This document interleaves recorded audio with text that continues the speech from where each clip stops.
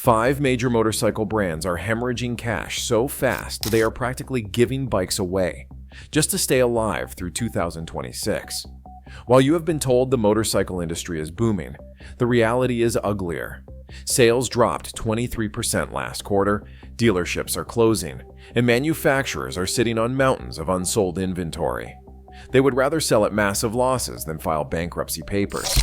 For years, they have fed you stories about premium pricing and exclusive models. That was marketing smoke. In this video, I will expose which brands are circling the drain, reveal the desperate deals they are offering, and show you exactly how to score a $15,000 bike for under $8,000. Stick around because the last brand on this list is offering something so insane it sounds like a scam, but it is completely legal. Number 5. Ducati. Even the Italian dream machines are sitting unsold, as reality hits the premium motorcycle market like a brick wall. The company that built its empire on exclusivity and premium pricing is facing a reckoning that nobody saw coming. Walk into any Ducati dealership right now and you will see something unprecedented. Rows of gleaming Panigales, Multistradas, and Neons and monsters are collecting dust. These $30,000 plus sport bikes and touring models are not moving. The showroom stagnation is so bad that some dealers are rearranging bikes weekly just to create the illusion of turnover. What is happening? Buyers are finally refusing to pay luxury prices in an uncertain economy. One dealer in California told me they have had the same Panigale V4S on display for 11 months, something unheard of in previous years when these bikes sold with waiting lists. The financing wall has hit premium brands hardest. With interest rates where they are, monthly payments on these Italian thoroughbreds have crossed into mortgage territory. A $28,000 Multistrada V4 Pikes Peak with typical financing now costs over $600 monthly for 72 months. Even wealthy enthusiasts are balking, shifting toward the used market, where 3-year-old Ducatis offer 40% savings with minimal depreciation ahead. Behind the scenes, Ducati's marketing department is in full panic mode. I have obtained internal communications showing a frantic pivot from prestige positioning to value messaging. Brand directors who once instructed dealers never to discount are now approving market adjustment incentives, corporate speak for slash prices before they drown in inventory. The dealer inventory crisis extends across their entire lineup. European bikes that typically sold within 30 days are now sitting for 4 to 6 months. One insider revealed that Ducati's Bologna factory has quietly reduced production by 22% for 2026 models, an admission that luxury motorcycle demand was artificially inflated by pandemic spending that has now evaporated. But here is the truly insane part: Ducati's secret liquidation program. Through a carefully guarded inventory adjustment initiative, they are offering select dealers the chance to purchase non-current models at cost, plus just $1. Yes, you heard that right. Manufacturers typically maintain strict minimum advertised pricing, but this desperate move shows just how bad things have gotten. Dealers must sign extensive non-disclosure agreements to participate, but I have confirmed this program exists through 3 separate sources within Ducati's North American distribution network. One dealer in Colorado admitted, "We are selling $25,000 Street Fighters for $16,700. The factory would rather we move them at a loss than have potential customers see bikes discounted by 40% next year." The luxury bubble has not just deflated, it has burst entirely. A Ducati dealer showed me internal memos about their market adjustment strategy that basically admits their pricing was fantasy all along. They are selling $25,000 bikes for $16,000 just to avoid total collapse. Number 4. CF Moto. This Chinese brand tried to undercut everyone and ended up cutting their own throat in the process. Their desperate attempt to gain market share through rock-bottom pricing has backfired spectacularly. CF Moto entered Western markets with a simple strategy: offer Japanese-style bikes at 70% of Japanese prices. Initially, it worked. Budget-conscious riders flocked to their showrooms for modern designs without premium price tags. But as production costs have skyrocketed, the brand has entered what industry insiders call a margin death spiral. Racing to beat Japanese prices has left CF Moto selling many models for less than they cost to build, once shipping, marketing, and dealer incentives are factored in. A dealer in Texas showed an invoice for a 700 CLX. His cost was $5,890, but competitive pressure forced him to sell it for $5,499. He said they were losing money on the motorcycle, hoping to make it up on accessories and service, but most buyers never return after purchase. The warranty nightmare has become the final straw for many dealers. Rising failure rates on electrical components and increasingly common transmission issues have created a perfect storm. Parts shortages mean some bikes sit for 6 to 8 weeks awaiting repair, each one costing the dealer money in warranty labor that barely covers technician time. Regional distributors are in full panic mode. One CF Moto importer for 3 southeastern states put it bluntly, "We are losing money on every bike we sell right now, but we cannot stop. If we surrender market share, we will never get it back. It is survive now, profit later, if there is a later." Dealers are caught in an impossible situation, with floor-clearing desperation becoming the norm. Many report receiving inventory they never ordered as importers push bikes into the market. One dealership owner in Ohio said he watched prices drop weekly on their remaining 2023 models. They started at $7,299 and ended at $4,200 just to make space for 2024 models they do not want but cannot refuse. The quality control collapse resulting from cost-cutting measures has only accelerated CF Moto's problems. To enable aggressive pricing, corners were cut in materials, assembly, and quality control. Warranty claim rates have doubled in 18 months, destroying dealer profitability and eroding consumer confidence. I watched a CF Moto dealer sell a $6,000 bike for $4,200 just to get it off the floor. He did not mince words. "We are not making money. We are just trying not to lose everything. If this continues, half the CF Moto dealers in America will be gone by 2026. Number 3. Royal Enfield. The vintage motorcycle craze that made Royal Enfield millions is officially over, and dealers are panicking as the retro renaissance hits a wall. For nearly a decade, Royal Enfield rode a perfect wave. Their classically styled, affordable motorcycles captured the imagination of new riders and returning enthusiasts alike. The Himalayan adventure bike and 650 twins became Instagram darlings. But the hype has plateaued. Classic styling that drove sales for 5 years has hit a wall as buyers move on to the next trend. The numbers don't lie. Royal Enfield's North American sales are down 31% year over year, and dealers report showroom traffic has plummeted since last summer. The cafe racer and scrambler aesthetic that launched 1,000 social media accounts has reached market saturation. One dealer in Portland told me, 3 years ago, we couldn't keep interceptors in stock. Now I have 12 gathering dust while customers ask about electric options. This has led to accessory bribery on an unprecedented scale. Dealers are now throwing in free gear packages worth $2,000 plus just to close deals on base model bikes.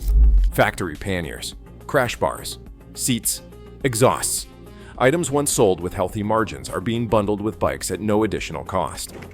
A Michigan dealer confirmed, "We're including $1,800 in genuine accessories with every 650 twin. It's the only way to move them." Perhaps most telling is the rise of depreciation insurance programs. Dealers have begun offering guaranteed buyback agreements because they know these bikes will tank in value over the next 24 months. One popular program promises to buy back any new Royal Enfield at 70% of purchase price after 1 year, an unprecedented offer that reveals dealer pessimism about future resale values. The margin massacre has been brutal across their entire lineup. When Royal Enfield first brought the 650 twins to America, dealers enjoyed healthy 18 to 22% margins. Today, inflation and shipping costs have devoured profitability, turning these once profitable bikes into inventory nightmares. A dealer in Texas shared his numbers. On a $6,700 INT 650, we make less than $400 now. After prep and sales commission, we're underwater. The factory has finally acknowledged reality with output cuts across their production facilities. Manufacturing has been trimmed by 30% as executives realize the retro bubble was fueled more by marketing hype than sustainable consumer demand. Planned expansions in Thailand and Argentina have been quietly shelved. A Royal Enfield dealer in Seattle didn't hold back. The Instagram crowd moved on. Now we're stuck with bikes that look cool but don't sell. Everyone who wanted a retro bike already bought one, and they're not wearing out fast enough to create replacement sales. Number 2. Kawasaki. Kawasaki built too many bikes during the pandemic boom, and now they are drowning in green machines nobody wants at full price. Their aggressive manufacturing strategy has created a crisis that is rippling through their dealer network. This is a story about overproduction and fallout. The floor plan pressure cooker is reaching boiling point. Dealers who were once eager to stock Kawasaki's popular models are now suffocating under floor plan financing costs. One multi-line dealer in Arizona showed me his monthly interest bill, $14,000 just to keep unsold Kawasaki's on the showroom floor. He explained that they are forced to stock bikes they cannot sell, and that it is creating warehouse graveyards of Ninjas and Z-Series models. Some dealers have resorted to renting additional storage space just to house excess inventory. A Midwest dealer revealed they have leased a 10,000 square foot warehouse solely to store overstock Kawasaki's. They said they have 87 bikes that have not seen a showroom floor. They went straight from the delivery truck to storage. Storage has replaced sales in too many cases. The used market cannibalization has become a major factor in Kawasaki's struggles. The pandemic buying frenzy created an unprecedented situation where 3-year-old Kawasaki's with low miles are now flooding the market as first-time buyers upgrade or exit the sport. These nearly new bikes, selling for half the price of their current equivalents, are destroying new bike sales and forcing panic pricing at dealerships. Consider the numbers. A new 2025 Ninja ZX6R carries a manufacturer-suggested retail price of $11,199. Yet dealers nationwide report 2022 models with under 5,000 miles selling from $6,500 to $7,200, often with aftermarket exhausts and other upgrades already installed. What rational consumer would pay the premium for new? The gray market chaos has only intensified Kawasaki's problems. Non-current model years are being dumped at 40% discounts through various channels, creating a shadow market that undercuts everything. Some dealers admit to exporting unsold bikes to other regions just to clear floor space, further destabilizing pricing nationwide. I obtained dealer admission recordings that reveal what sales managers actually say about inventory pressure when they think nobody is listening. On a regional dealer call, a Kawasaki representative acknowledged that corporate knows dealers are drowning in inventory and said corporate is working on a solution. For now, the representative told dealers to do whatever it takes to move metal, and that corporate will look the other way on pricing as long as units are clearing. The production line shutdowns tell the real story about Kawasaki's situation. Their factories are going dark for weeks at a time, in a desperate attempt to stop the bleeding. The Lincoln, Missouri plant that produces many of Kawasaki's American market motorcycles recently announced 3 inventory adjustment periods, a corporate euphemism for shutting down production to let sales catch up with supply. Production pauses are now part of the strategy. One Kawasaki dealer showed me a warehouse with 200 unsold bikes. His assessment was blunt. He said they are not selling motorcycles anymore. They are running a storage facility, and he believes half those bikes will never see manufacturer-suggested retail price again. Number 1. Harley-Davidson. The king of American motorcycles is bleeding money faster than oil from a cracked engine case, and their desperate dealer programs prove it. The brand that once commanded premium pricing and had waiting lists now faces an existential crisis. The demo clearance explosion is the most visible sign of Harley-Davidson's desperation. Across the country, dealerships are suddenly flush with demo bikes with just 40 to 50 miles and selling for $8,000 below manufacturer-suggested retail price. The reality is these are not legitimate demos. They are new bikes being reclassified to circumvent Harley-Davidson's strict pricing policies. A dealer in Pennsylvania explained the scheme. Corporate will not let dealers discount new bikes beyond certain thresholds, but demo bikes are fair game. Dealers register them, put 20 miles on them, and then sell a $27,999 Street Glide for $19,999. The dealer said Harley-Davidson knows exactly what dealers are doing, but the company is looking the other way because inventory is backed up to the factory. The generation gap crisis is perhaps Harley-Davidson's most serious long-term threat. Young riders are flatly rejecting $25,000 plus touring bikes in favor of more affordable and practical options. A $12,000 Sportster is already stretching most younger riders' budgets, leaving heavyweight models like the Ultra Limited and Road Glide rotting on showroom floors. Sales data confirms this demographic cliff. The average Harley buyer is now 61 years old, up from 54 just a decade ago. One dealer said the core customers are aging out faster than new ones are coming in. For every new young rider who buys a Sportster, the dealer loses 2 boomer customers who are not replacing their touring bikes. Harley-Davidson's financing desperation has reached unprecedented levels.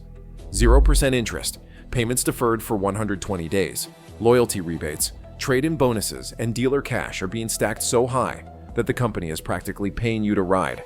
One current promotion on touring models combines a $2,500 manufacturer incentive, a $1,000 loyalty bonus, 0% financing, and no payments until July 2026. A finance manager at a large East Coast dealership was candid. They said the dealership is offering subvention rates that make no mathematical sense, and that Harley-Davidson is subsidizing these loans so heavily that the company is losing thousands of dollars on each bike before even factoring in cash incentives. The dealer revolt reality is perhaps the most telling indicator of Harley-Davidson's troubles.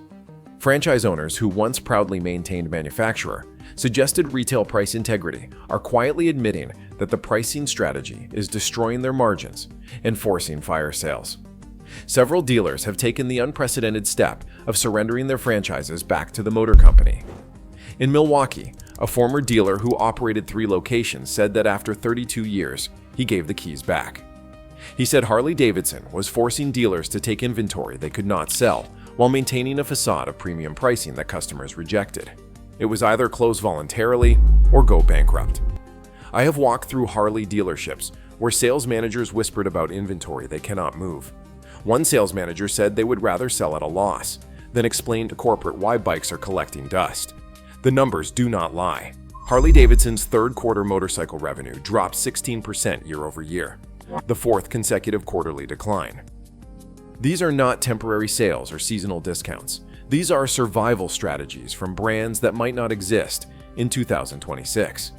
The motorcycle industry's collapse is happening in real time, hidden behind marketing hype and fake optimism.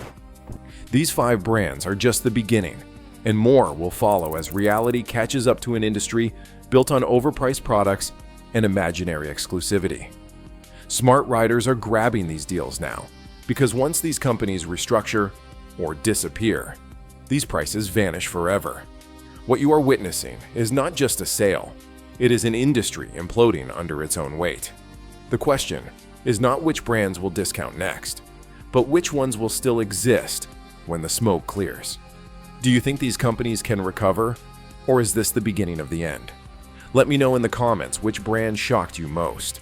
Subscribe now, because my next video exposes the 3 motorcycle companies secretly preparing bankruptcy filings. The industry will not forgive me for what I am about to reveal.